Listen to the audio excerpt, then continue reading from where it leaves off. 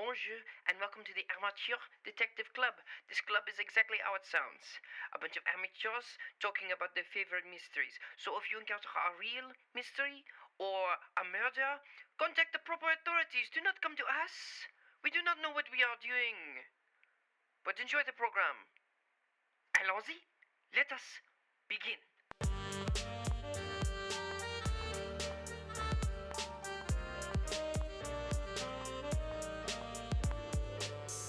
I now call this meeting of the Amateur Detective Club to order. My name is Tristan Miller, the Saucy Sleuth. I'm Melissa Meli, the spy, and we're talking really fast today. Yeah, I just don't... It's... Okay. Full disclosure, dat closure. Oh no. It's 9:30 at night. Melissa and I have voted today in New York. We're tired. I'm tired. I don't care. I have a bad attitude today. I'm grumpy. We do care about you, listener. Conceptually. Like, I don't know you. You can email us. We could get to know each other a little bit more, and then perhaps I'd care about you more. I mean, the thing is, I've been here for an hour. Yes. And that's our own damn fault. We had hot chocolate, which also made me sleepy. Mistakes were made. So today's show could be brought to you by Audible. Still haven't got the link, though. But if that old URL works, it's audibletrial.com/ADCpod. Try it out. Yeah, why not? Live a little. No, live Moss, as we discussed. Live more. The most. Mossest. More life. Then also... We're on the Scavenger Network. You can go to scavengernetwork.com. Check out all their great podcasts, other content. They were doing some live streams for a while. Don't know if they're still doing those anymore. That was kind of more of a, felt like the height of lockdown. Yeah. thing. I think maybe intermittently they do a little. Speaking of live streams, I've decided, for those of you who keep up with me on Twitter, speaking of live streams, one of these weeks I'm going to...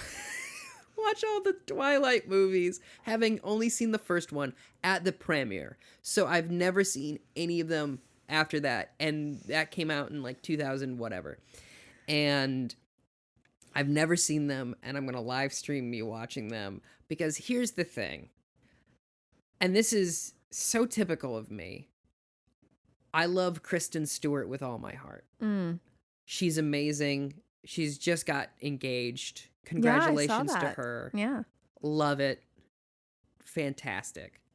So I'm curious to see also, because at the time they were widely maligned, if you recall. Oh, yeah. And I'm like, how much of that is justified? Because the Catherine Hardwicke, who did the first one, did one of my favorite films, Lords of Dogtown. Great movie. Also did, was it The Ring? Did she do? Maybe? Anyway, she's a great filmmaker. So, like, what's the deal with that one not working? So, I think the Sparkly Vampires maybe was a thing. Yeah, but they're both cute though. Like, what the hell? They're enjoyable. They're enjoyable books. Come at me. I don't care. They're fun. Have you read the books? Oh, absolutely not. Great. Even better. Did also, I did go to the premiere of New Moon with my high school girlfriend. New Moon is the second one? Maybe, what's the... The first one's called Twilight. Yes, that one I'm aware. There's Twilight, New Moon. The sun also rises. That's very funny. I know, I couldn't get through it without laughing. Oh, that's very good. Bella, I lost my cock in the war. What am I supposed to do? Oh, let's go watch some bulls. Hey! Ernest Hemingway was not from New York. That's very funny. So if you go to patreon.com/ADCpod, you can, there's some bonus content there as well. I'm so proud of myself. You should. That was very funny. I'm just letting you write it out. Go to Twitter, Facebook, Instagram /ADCpod. And that was very funny. That was like, thank you. Very good. Now, as a semi-professional comedian, I way to go coming up with that in the moment. I have inspiration from me. Yeah, Present Company. From what? Present Company. Oh, what is? Oh, me. Yeah. Okay. I was like, what show is that? Was the thing I was gonna say? I'm like, I'm not familiar with that program. I'm sorry. There is something about a sun in one of the titles. That's what happened in my brain. But I went to the premiere of it, and I like. Did you say premiere or premiere? Premiere. Okay. Again, one of those things. Mhm. Heard it. I went to the premiere of one of them with my high school sweetheart, and I did wear eyeliner because it was whatever one had prom. What book Yeah. had the prom in it? That one. I think New Moon. It was that one. And so there was like a photo shoot that was like dressed up like a prom in the Barnes and Noble, and you'd take a photo in front of it. I doubt it, but I hope she still has that Polaroid. I would love that. That would be adorable and fantastic. I keep so much stuff from exes. If I had that Polaroid and then did not end up completely hating you afterwards, I would probably still have it. You very patiently, last week before we started recording, let me play for you at least 5 Randy Newman songs. At least 5. At least 5 Randall Stewart Newman songs. Mm-hmm. And again, that probably has little to no interest for you. So, but that's not exactly true. It's just listening to a song with a person is weird. Isn't it though? Yes. Okay, now we've got it. Now we've got the topic of conversation. We struggled to find it, but yeah, okay. So it is. Yeah. A lot of people love it. Yeah. And they're like, let's come over, we'll hang out, we'll listen to some music. I'm like, I would rather not. Yeah. Yeah. Because if it's a song I like, and this is what I did when I was listening, I was asking you to listen to these songs with me. Right. I was commenting on the orchestration and like how he does this thing and that thing. And I was like, Yeah. oh, if you hear he goes to the 7 chord here, which is rare. Right. Like in You Got a Friend in Me, he goes, C, G, C, C, F sharp, then F, and then C again, which is like a why is there that slide there? Who does that? Why? Like, that's the sort of thing. No, and it's interesting. But like sitting and listening to you with it was weird. So the thing is, that would be something that I would like be really into on YouTube, where the person showing this to me can't see my reactions, because there's a certain amount of like, I'm showing you, I'm letting you listen to this thing that I like. Mm-hmm. So there's a certain amount of like reciprocity that's expected. Yeah. Whereas when I listen to music for the first time, a lot of the time I just want to like zone out and let it wash over me. Mm-hmm. Mm-hmm. Yeah. It's a similar sensation, but almost worse, where someone shows you their favorite movie that you haven't seen.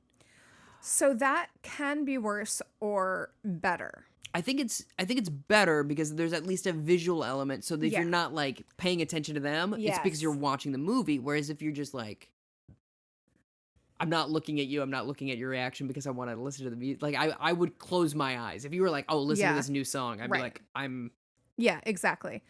Whereas if you are watching a piece of media or, well, a TV show or a movie with my boyfriend who is really excited for you to watch it, you better be ready with your best reactions. Because if you like it quietly, he will think you hate it. That's fascinating. Yes, it is. Does he do the thing where you go, this is a great part? Oh, Lord. That is... Now, here's the thing. I will, like, have banter, perhaps, if I've seen the film several times. Yeah. I'll be like, I've thought of a joke for this. But I'm never going to go, hey, look. Unless it's, like, an insane line of just, like, pay attention to this. It's going to be stupid. All right. So we have Mabel. Mabel, in her great coat, is going to find out what this appointment that Tim Kono was going to have. Yes. Was.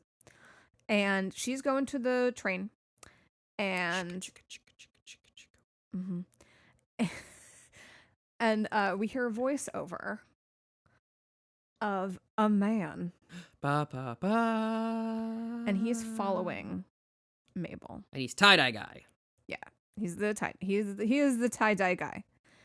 He's wearing his tie-dye hoodie, so we can't see who he is. And he says that the coat she is wearing is special, just like her. She turns off into an alley, which is an interesting flex. She knows she's being followed, obviously. Yes. And then he follows her into an alley, which is stupid. And she then turns around and pounces on him. Yeah, with their knitting needle out. And says, I will take you down to the bone, mother blanker. Are we still doing? Yeah. Yeah. All right. Great save. Thanks. You truly, like, the ball was in your hands. You grabbed it quick and right over the touchdown, or right over the line, folks. Mm-hmm. What is that line called? Is it just the end zone? Yeah. The zone where it ends. Yeah. So then we get a cut to Oliver in the elevator with Charles talking into his phone about the podcast. Mm-hmm. He goes, a twist. Yes. Which is the title of the episode. It's called Twist. Like we did last summer. Exactly. I knew Take somehow. her little hand and do the twist. Yep. That's one of the lyrics. Mm-hmm. So he's talking into his phone about the fact that, because when last we left our heroes, his son Will has just said that Mabel Mara, she's bad news. She knew Tim and Kono. What? You just said heroes. I'm like, I guess they are? Question mark. That's just like a phrase. Oh, no, I know, but it made me think of, like, are any of these people heroic? I mean, they're the protagonists. They're the protagonists. They are trying to bring something to justice. Yeah. So that's admirable. So Oliver is convinced Mabel is involved in the murder, and Charles is defending her like she is his daughter, which is basically, I think, what we're supposed to be getting from this. Like, that he's developed a kind of a paternal affection for her. Oh, yeah. Much like the thing with the kid. Lucy. Yeah. Mm-hmm. Exactly. So they're having a little argument, and Oliver's recording it for the podcast, and he's delighted because listeners, readers, ear readers love conflict. And Charles goes, "You're a simpleton," and he goes, "Oh, I wasn't recording. Call me a simpleton again." He goes, "You're a simpleton." It's great. Yeah. Then we cut back to the alley, and Mabel is gonna stab the tie-dye guy with the knitting needle, and then realizes in the alley. Yeah, but that was just a red herring. I just rewatched Clue. Oh, really? Yeah, it was great. Did it end differently? Mm-hmm. If you can believe what did they do it while they had different endings released in the theater? Is that what the case was? I don't remember. Because that would be great. Yeah, like The Mystery of Edwin Drood, the musical. Yeah, dog, just like that. Have we not talked about The Mystery of Edwin Drood on the podcast before? We probably have when we watched Clue. Here's the thing. You and Tyler probably have. Did you just leave in your brain? I was probably thinking about Boba Fett. Do you love a mystery? The Mystery of Edwin Drood was Charles Dickens' famous book that did not he died before he finished it. Oh, rip. Mm-hmm. To Charles Dickens. It's Christmas season. Yeah. I'm still spooky. Nope. Christmas season starts October 30th. I don't know what to tell you. Okay. In my apartment, there's still pumpkins out. Pumpkins aren't spooky. They taste good. They're eatable. They're eatable. I also have ghosts and witches and what? Okay. Food. Great. Is the scariest. Okay. By what food are you made most frightened? So, in what way do you mean, like, scared of eating it because it's terrible or to my taste buds? Or do you mean like, could it be like used in a jump scare? or like which food has the most threatening aura? Yes, that. Which food? I have an answer already primed. I have two. Tell me. But no, I want to hear yours. Oh gosh. I guess Foods with threatening auras should be a Twitter account. I mean, I'll make it. Probably is. If it doesn't exist already, it will by the end of the night. I keep making Twitter accounts. I have a problem. So, like one of those very spiky fruits that's really hard to open.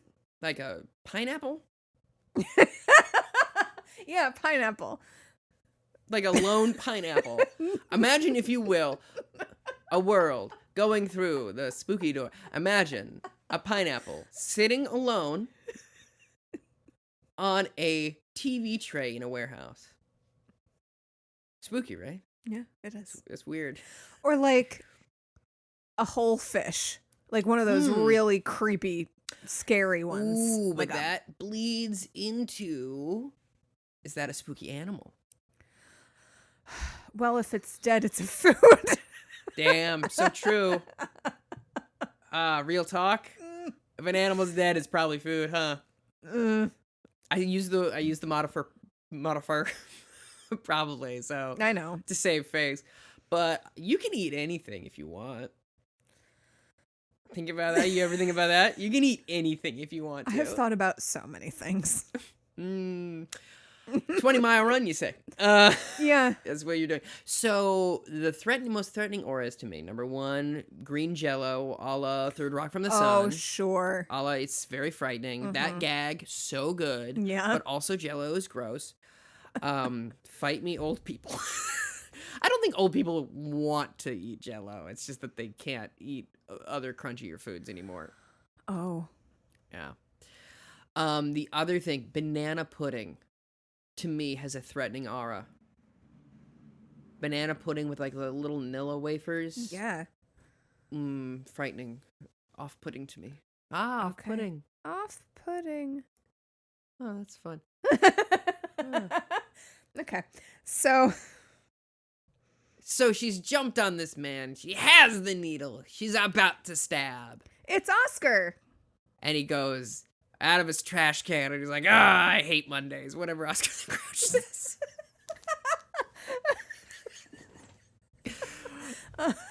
Big sleepover energy tonight. I love it. So we know that the I Hate Mondays creature is Garfield. What? The orange lasagna cat. What? I was joking because I thought it was Heathcliff. No, it's not Heathcliff. I know. Oh. Look over on that shelf. There's 2 tomes of Garfield comics. It's fine. I was obsessed with Garfield as a kid. I would like go in a little box with a blanket and pretend to be Garfield. I told that to one of my roommates one time. She's also a friend of mine. She goes, "What is wrong with you?" I was like, I was imaginative. I don't know what to tell you. If you were told you had an overactive imagination as a kid, what that translates to is you're an anxious adult. So, she's very excited to see Oscar. He's been out for a week. Out of prison. Yeah, out of prison because he was put in prison for the murder of the blonde. What's her name? Yeah, that person. And we get big like romantic vibes. You want to kiss me. You want to date me. Have you ever seen Miss Congeniality? I have not. I know. It's one of those that you would think I had seen. Now here's the thing. My mouth was already slightly open, but it did get more open. Yeah, it did. It's really good. It was one of my favorite films growing up. Yeah, I've just not seen it. I don't know. Well, we'll have to fucking... Yeah. Pardon me. We'll have to fix that. Yeah. So, big reunion. They're very excited to see each other. I want to say this. Yeah, Yes. last week you said, who do you think tie-dye guy is? And I said Oscar, and I was right. You were right. Yeah. I was right, because I was like, I pushed play in the episode, I'm like, it'd be dope Mhm. is if it was Tim Kono. That would be Wild. yes. Like, that's where I would go. It's like, what's the least expected thing? yeah. And then it's like, oh, no, I faked my own suicide because of the data, and it takes that drink. And it's a logical progression from there. But I was like, could you imagine? Oh my god. And it's not. It's Oscar. No, it's Oscar. So we cut back to Charles and Oscar arguing in the Charles and Oliver. Oh boy. See? Yeah, you're right. So they're still arguing about Mabel, and they're trying to find her. yeah. And there's a man, the doorman has found Charles's hat, returns it to him. Was that set up in a previous episode? I don't remember. Because it happens, and I was like, this feels like it's a callback. I know. But, like, why did that happen? I don't remember. But he gets his hat back. And they see Mabel get in the car with Oscar. And he goes, it's tie-dye guy. Yeah. And Oliver's like, all right, well, we got to follow them. I'll go get my car, and you follow them on foot, and then I'll come pick you up. And he said, which is a wild thing. And later on in the chase scene, he goes, I can't keep up with a Camry, which is very funny. So funny. But before Oliver runs off, he goes, you have a car? Yeah, I'll come pick you up. He goes, you pay for parking here? And the way I recreated it with my body, but the way Steve says it, and he gesticulates like, you pay for parking? It's so funny. It's so weird. These two weird old men. Oh yeah. It's great. It's super wonderful. And then we get the theme. And it's lovely as usual. Mm-hmm. Oh gosh. It's so freaking great. The chase scene. What did I say? Just freaking, I know that we like are bound by the rules of the podcast to not cuss that much, but just hearing freaking is so funny to me. All right. Do Do I not say that a lot? You do. I find it quite charming and very funny. Okay. It's just something I've never considered saying since like I was 18. I know, I'm horribly uncool. Well, I still like you. Oh, good. I'm so glad. I don't know. What is cool? Cool is a myth. Cool is, you can only be cool if you were smoking and doing cocaine in the 70s. So like, you don't even shoot for that. Like those people, they're old or dead. So they're not cool anymore anyway. Well, that's true. So I always thought of cool as like confident, put together, and doesn't trip over things. that just sounds normal. Well, I'm sorry to dunk. see, Do you trip a lot? I've never seen you trip before in my life. really? Not to my recollection. Because Other than over your words. Because of my beauty. that is why. Yeah. It's not because of my ADHD, I'm sure. I'm sorry, did you say something I wasn't paying attention? Yeah. There it is. Okay. The commercial break is over. And he says the wonderful line about not being able to chase a Camry. Then he hides behind a woman who absolutely should have punched him in the face.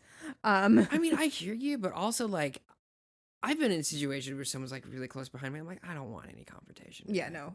I mean, on the subway. Yeah, 100%. Yeah. So he eventually he eventually gets to a hot dog stand. Pretzel stand. Both? Oh, I thought it was a... Yeah, no, you're right. It's a pretzel stand. Because he goes, what toppings do they have? It's like, what do you mean they have salt and mustard? Yeah. And because he's on the phone, they're on the phone with each other. Yeah. And he says, is it Dante? Tell him Oliver wants as usual. Which is chef's kiss. And then it is Dante. And It is Dante. Says, Oliver wants as usual. And Dante nods at him. Okay. But that sets up a really great thing because Oliver overhears him like ordering a pretzel And he goes, oh. And then after the interaction, he goes, are you still in 88th? Right. Because he knows exactly where he is. Yeah. Very well orchestrated. Yeah. It's actually beautiful. But the ordering of the pretzel during a chase scene is amazing. Truly a very Bill Clinton SNL-esque bit of going to McDonald's mid-race. Yeah. So then Oliver finally pulls up in this yellow... Beautiful. Yeah. Weird old car from 1973. Yeah. And Rich would know exactly what it is. I don't know. Also, It's the reason they were lovely. able to... Sorry, go ahead. It's lovely, that's all. The reason they were able to catch up with Mabel and Oscar is the fact that traffic happened in New York, which is also very believable and good. Yeah. Oh, and what's that in the ashtray? Is something A that jelly bean from 1963. yeah. And then Oliver sees it and he's like, and he puts it in his mouth. He's like, oh, it's a fen-phen. What is a fen-phen? I thought it was a drug. Oh. Because he does mention, like, maybe it's a diet pill as well. And after which he goes, he puts the pretzel to the side. He goes, I don't need this. Like, as if, the man, he's living off of dips. Yeah. Goodness. So Mabel asks Oscar what he's been up to for a whole week without seeing her. Fen-phen is a weight loss drug. There you go. Yeah.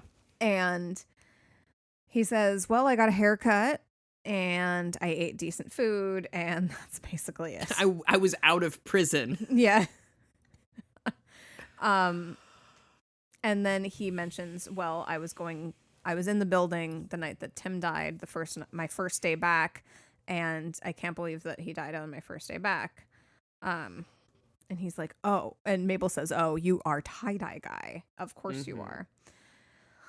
And he says, the reason I was going upstairs was to see you because you were the first person other than my father I wanted to see after I got out of prison. Yeah, exactly. That's why I was going up the stairs. Yes. And he's like, in case you were wondering. And I'm like, okay. So then Oliver and Charles are arguing about Mabel more. Yes. Oliver thinks that she had something to do with it. She was helping because she wanted to throw the scent off from herself. Charles and Oliver arguing about whether or not Mabel is an accomplice to murder or a murderer herself. And Oliver gives this beautiful speech. Mm-hmm. He goes, I know it's hard to think that she was so duplicitous because you're so closed off and she's allowed you to open up and trust people again. Yeah. And then he was recording it for the pause. He goes, that sounded fake. I need to record it again. And he goes, you. Yeah. So we do cut to a recent memory of Charles talking to Mabel about tie-dye guy and her trying to convince him that tie-dye guy wasn't someone that they needed to be interested in. Yes. And it looks really suspicious, like she was his accomplice and they were plotting Tim's murder. Yes. And Charles is thinking about that at the behest of Oliver because he's like, think about it really, because you want her to be a good person. And so there's that, which doesn't bode well for old Mabel. Right. So we cut to Mabel and Oscar again, right? And this is the scene I'm in love with this woman. She has a crooked nose. It goes off to the right a little bit. And I was like, I saw that. Like, this is how you know, like, I'm enraptured with Selena Gomez, unfortunately. Where I'm like, oh, her nose is crooked? Like, oh, goodness. Meow. Do you want a yarts? Well, Mabel then tells Oscar that she's always wanted to kill someone with a knitting needle. That's true, and should be the lifelong dream of many people. And then they talk about Charles and Oliver. Yes. And Oscar recognizes him as the Brazos guy. Yeah. And she says, I think he still thinks he's in this show. Which is true. Yeah. Is it here where Brazos calls Mabel? Yes. And she answers like, yeah, I'm... She doesn't answer yet. This one, okay. In the first one, she does not answer. She doesn't answer at first, and then Oliver is looking up on his iPad. Oh, right. And figures out that in 2010, a girl named Zoe Cassidy was pushed off the roof of the Arconia. Yeah, and Charles doesn't remember it at all. Right. And he's like, why? And he goes, what medication was he on? Prednisone. Prednisone. Which is a steroid. Yeah. And he's like, I made me fat and it made me ruin my memory. Yeah. And Oliver does a search for Charles Hayden Savage, fat. Mm-hmm. And it's a fat joke. And he says, Yeah. you look like you were wearing a turtleneck. It's very unkind. Yeah. So the car's name is Aphrodite. The car's name is Aphrodite. Yes. And Oliver got it when he was shooting a sequel to something that shouldn't have a sequel. It was some musical. Yeah. That was like absurd. I can't remember. It was a good joke, but I can't remember it. Yeah. I was going to say Grease, but I'm like, oh no, that actually it happened. No, we all lost that day. But yeah, the car is making all sorts of weird noises and smells. But then what I think happens next is Charles successfully calls Mabel. And she lies and she says, I'm chilling at Washington Square Park. That's right. I gotta go. Goodbye. Click. And so Oliver and Charles are like, why is she lying? And then also Oscar is like, oh, you had to lie to your boyfriend? Because you're way you feeling about me? And she goes, well, I don't have a boyfriend. And so it's like, ooh. Yeah. And then a sequence happens where they realize they're going to Long Island, and Steve Martin, Charles Hayden Savage, has a phenomenal line. Yes. He says, the first time out of Manhattan in 5 years, and I'm going to Long Island. Very funny. Oh, so funny. Very good. Is it Long Island or Staten Island? Long Island. It is Long Island, okay. Yes. Very funny, and then they go off about, like, have you ever been up to upstate? No, yada yada. And then they get somehow these two old men get on to what STIs they've acquired in various in various cities upstate New York and the tri-state area. And they end up like improvising a little song, and it's really fun and cute, actually. Yeah. But then it's cut short by Oliver going, oh, they're turning. And that as well, because they like start to get into a rhythm, and then the abrupt stop of that rhythm is very fun and funny. It's like a nice little joke. Oh yeah. Yeah. They're riffing on each other. Nasty. Yeah. I was like, you riff on a subject, you riff with someone. Yeah, they're riffing with each other. It's like jazz. Maybe. Yeah. It's about the jokes you don't say. That's a Mike Kaplan joke. And I said his joke, so there you go. It's about the jokes you shouldn't say because they don't belong to you. Yep. So they pull off on a gas station. So Mabel shows Oscar the note. Yes. And this is why they turn off. Yes. And Oscar goes, hey, you remember these tattoos that all of us have? And she's like, yeah, what of it? Who gave us these tattoos? What of it? Yeah. I could not care to continue the conversation. What of it? What of it? And she says, yeah, my cousin, Tavo, is that the nickname? You nailed it. Tavo gave us these tattoos. And he says, okay, come with me on this journey. What is your cousin Tavo's full name? Given name, yeah. And it's Gustavo. And maybe his last name is the same as hers. Is that right? Is. It's Mora. It's Mora, Gustavo yeah. Mora. Right. So it's Gustavo Mora, and she's like, I cannot believe I did not connect these dots before. And then she throws herself out of the car, if you can believe it, out of embarrassment. They just, go directly there. Yeah. And that's when they go to Long Island instead of New Jersey. Aphrodite is not behaving. Yeah. Oh, they're running out of gas? They're running out of gas, and he goes, I'll put $5 in the tank. He goes, why not fill it up? He goes, where are we going? To the moon? And he says it like that. Yeah. To the moon? And this very nice gentleman's like, you might want to pop the hood. Because it's smoking. Yeah, and as we all know, that's bad for your health. Right. And it's bad for a car's health, too. Yes. So, and then he recognizes... You're never gonna be a monster truck.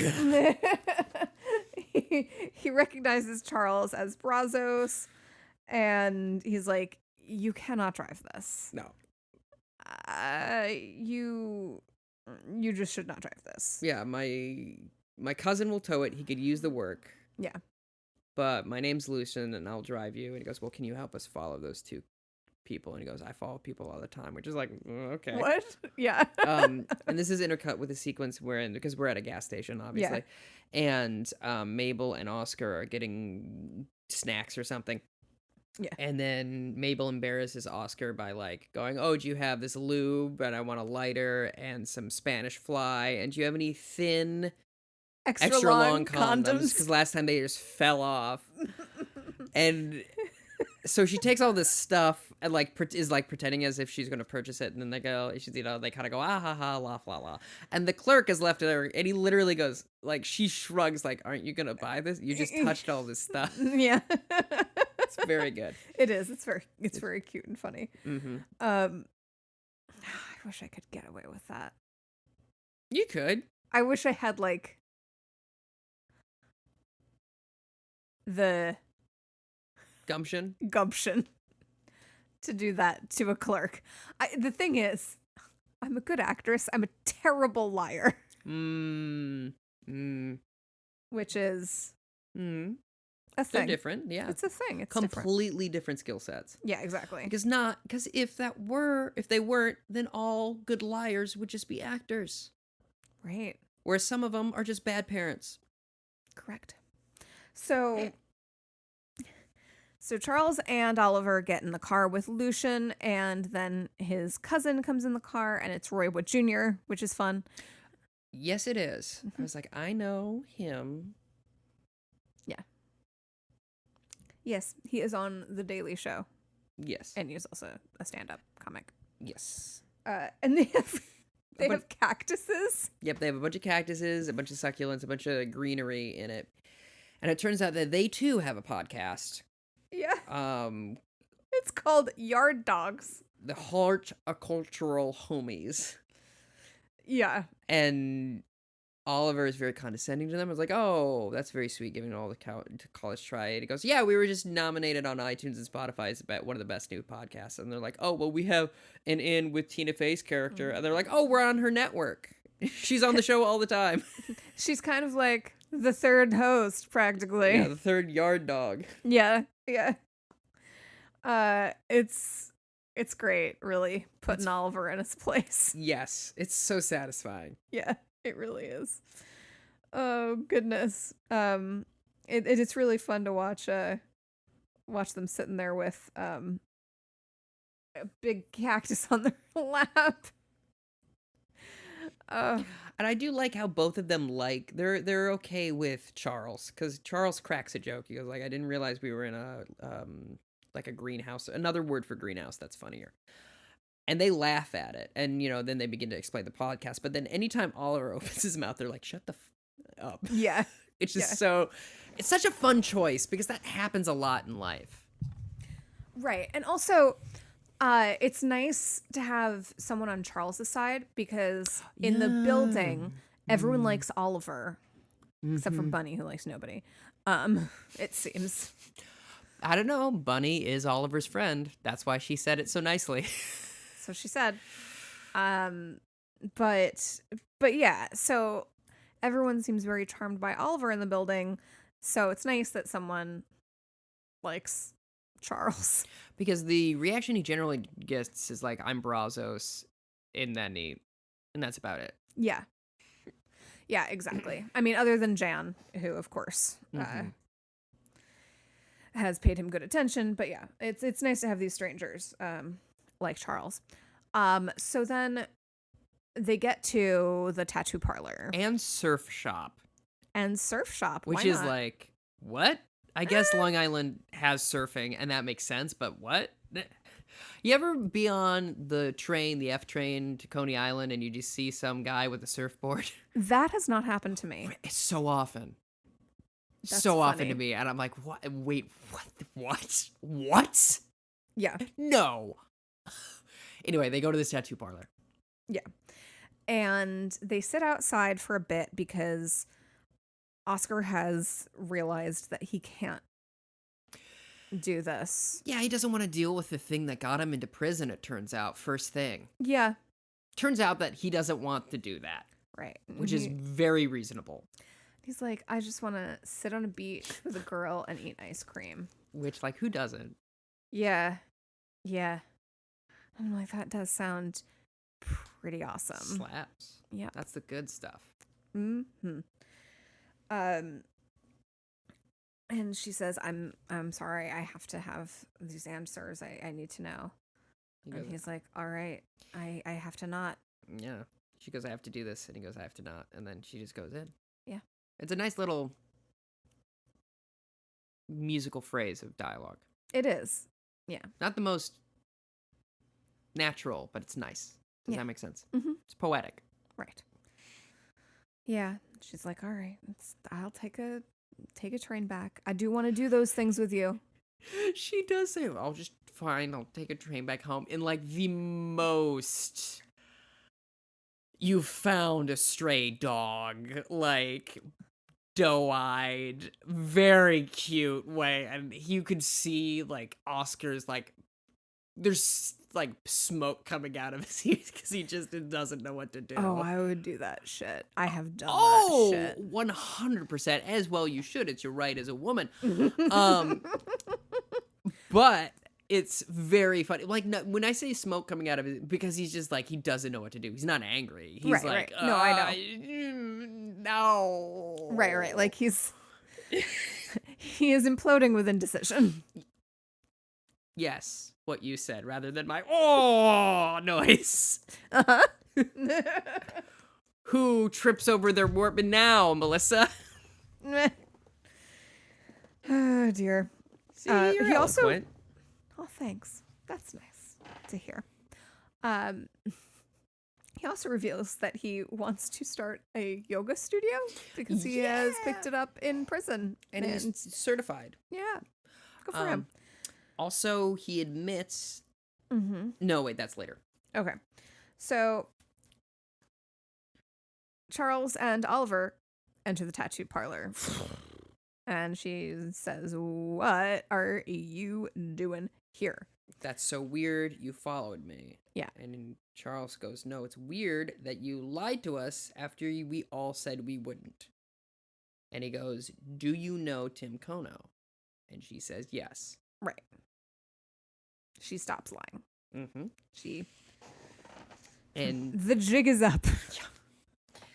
Up with this jig I will not put. And he goes, well, did you have anything to do? And she goes, really? And he goes, no, I'm just confused as to what's happening. Yeah.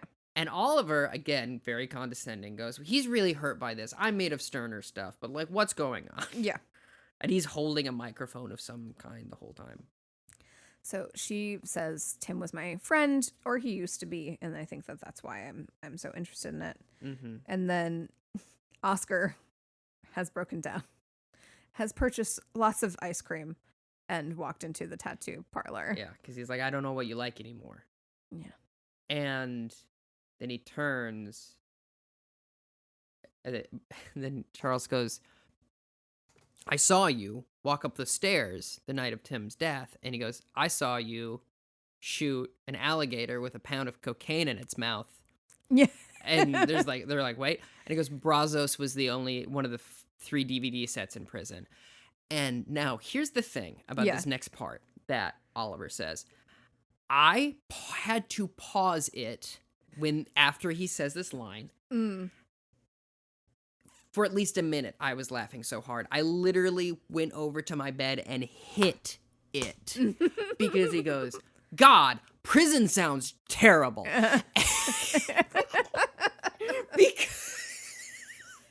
Because of the Brazos DVDs. It's so mean. It's so mean.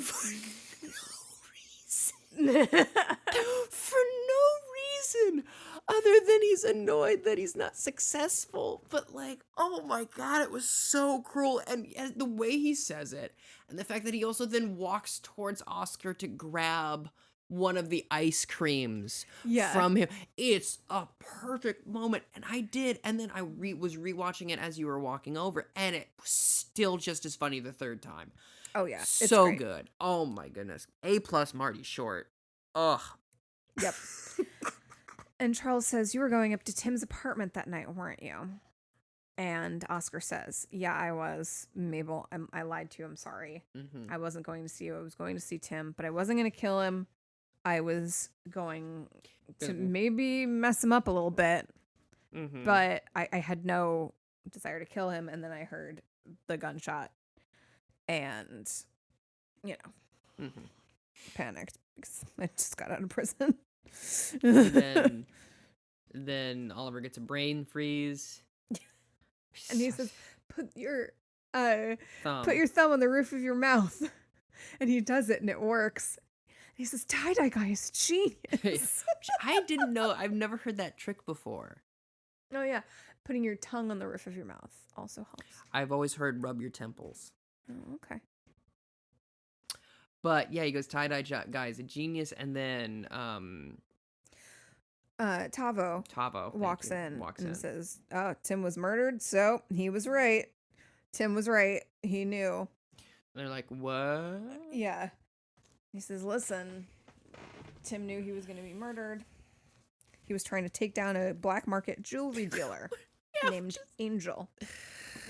Boy. And he goes, and Charles was like, he was a banker. It doesn't sound particularly. And then Mabel just throws all the diamonds that have been in her bag on the pool table, which why is this a tattoo parlor? Of course it has a pool table. Yeah, but there's all these diamonds. And then, of course, Oliver gets another brain freeze.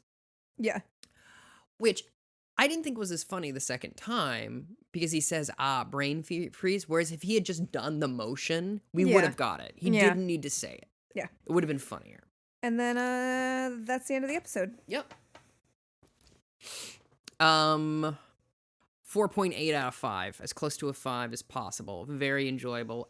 Again, I had to pause the episode for a minute to control my laughter. The whole pretzel bit, the fact that I remember it very well, is also indicative of like the quality. And I also remember the jokes that were said. Also, it's fun to see people in a pickle. Pickle. Also, they drive down a road in New York that cuts through Central Park.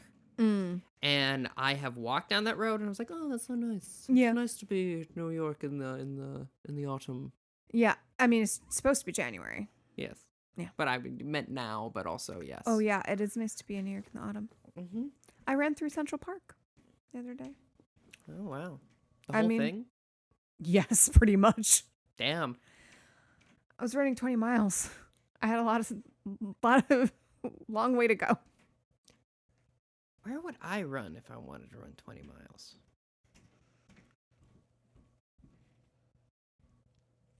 Well, I ran from my apartment over the Queensboro Bridge into Manhattan, around Central Park, and then back over the Queensboro Bridge. I'm literally gagging. Oh. Ugh. So, what did you think of it? I'd give it a 4.5. Mm-hmm. It's great. It's a great episode. Really, really crisp, good bits. But like, really moves along and establishes lots of character. Mm-hmm. It's also fun seeing Mabel not grumpy. Yeah. I was like, oh she likes a boy. Yeah, it's very clear. And it was clear that there was interest when they were kids, too. Yes. I'll also say this, which is, I think, very admirable of the show. Other than the two leads of Martin Short and Steve Martin, most of the cast has been not white people. Yeah. Which has been, I was like, this is great, because it was notable in this episode because they were interacting with a lot of people outside the building. Yeah. And I was like, that's great. They clearly like made an effort Yeah. to do that. And I believe are continuing to do so from what I've been able to glean from the casting calls I've seen. But yeah, I appreciated that. The bits are good. Everyone looked great. She's in an iconic outfit with her little turtleneck. Mm-hmm. Tie-dye guy's got his tie-dye thing going on. Which was like when they were in the gas station, I was like, we've all seen this couple. Yeah. This woman who's like immaculately dressed, and then the guy's in a hoodie. Yeah. It's like, yeah, okay. Steve Martin wears a hat, always enjoyable. Yeah. Yeah. Everyone looks very cute. Dope fits. Yeah. It's a good episode. I'm excited for next week. Yeah, and this was the first one I hadn't seen before. Okay. So. Right, because you didn't know last week when we were talking who tie-dye guy was. No, I was just good at. I was just smart. Mm-hmm. I used reasoning. Yeah. No. It's a wild ride. I'm excited. The jewel thief thing wasn't exactly like unexpected, but it's an interesting turn. It is a really interesting component to everything. Well, until next time. Our Remember to spade and neuter your. But you don't have to take my word for it. Gavel sound.